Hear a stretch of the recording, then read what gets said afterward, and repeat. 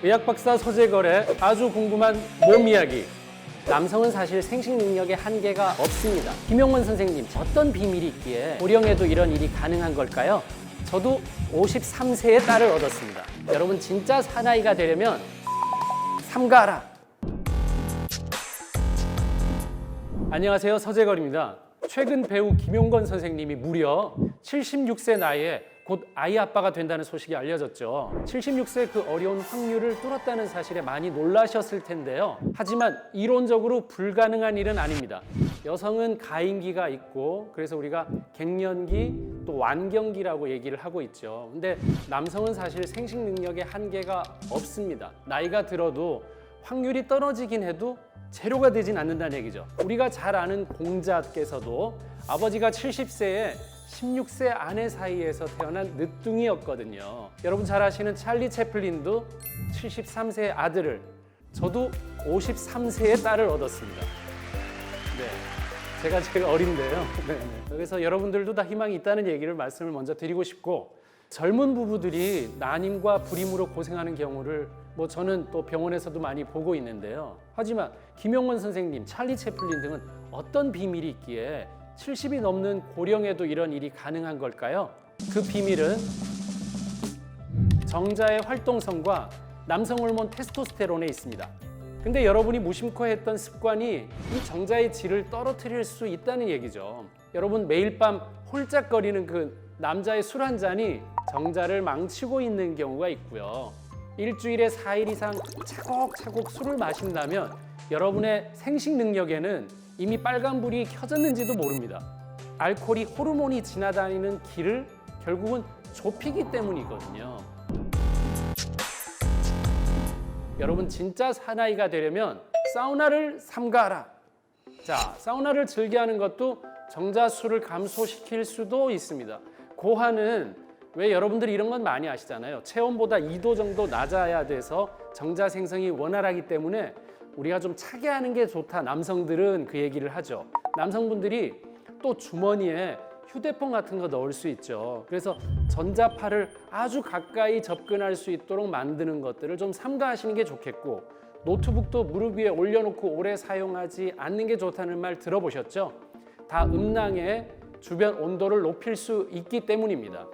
또 하나는 여러분이 자주 드시는 플라스틱 용기에서 정자를 죽이는 일이 생길 수가 있습니다.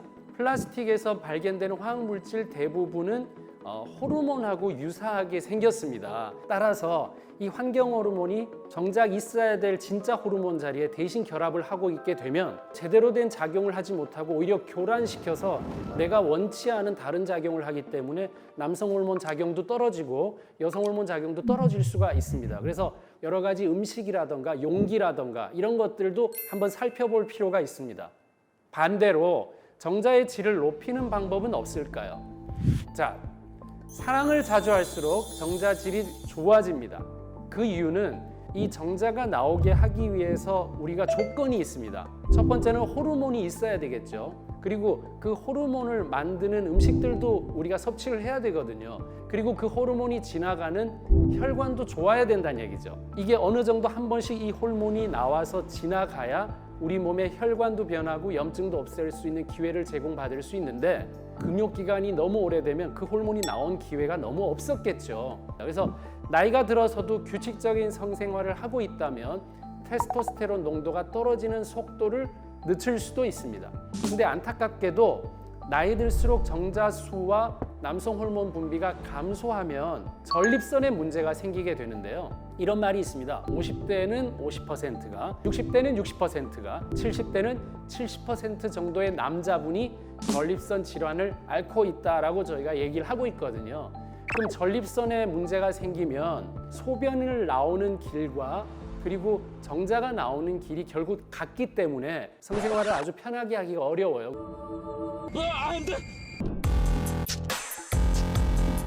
그러면 나이가 들어서 남성 호르몬을 유지할 수 있는 방법은 없을까요? 첫 번째는 스트레스랑 굉장히 상관 많습니다. 그래서 마음이 편해야 남성 호르몬이 분비가 됩니다. 스트레스를 받으면 우리 몸에서는 스트레스를 이겨내기 위해서 코티졸 호르몬이라는 걸 만들어내는데, 이때 이 코티졸 호르몬의 재료가 콜레스테롤이거든요.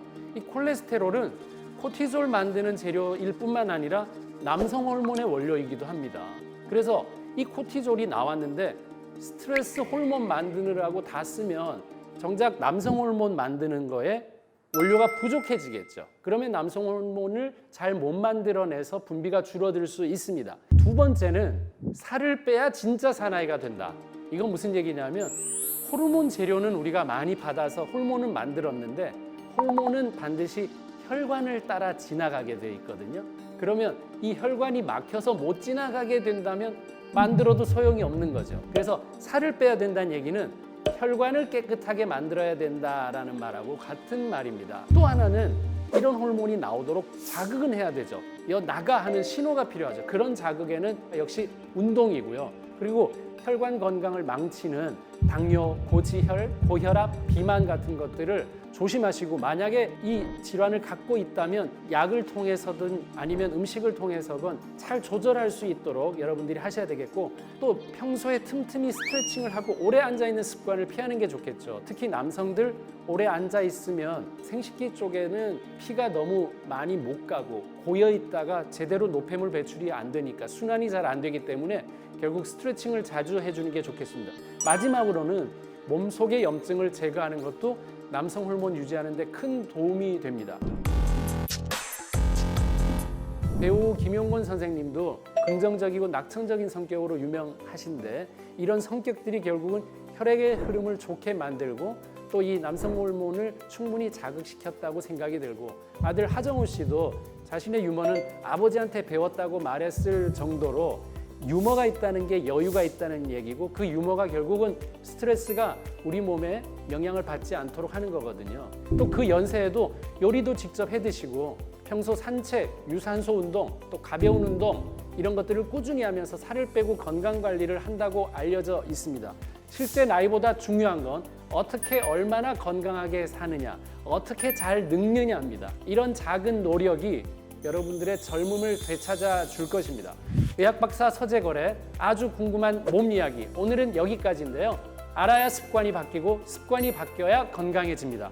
다음에는 더 궁금하고 더 건강해지는 이야기로 찾아오겠습니다. 좋아요, 구독 꾹 눌러주세요.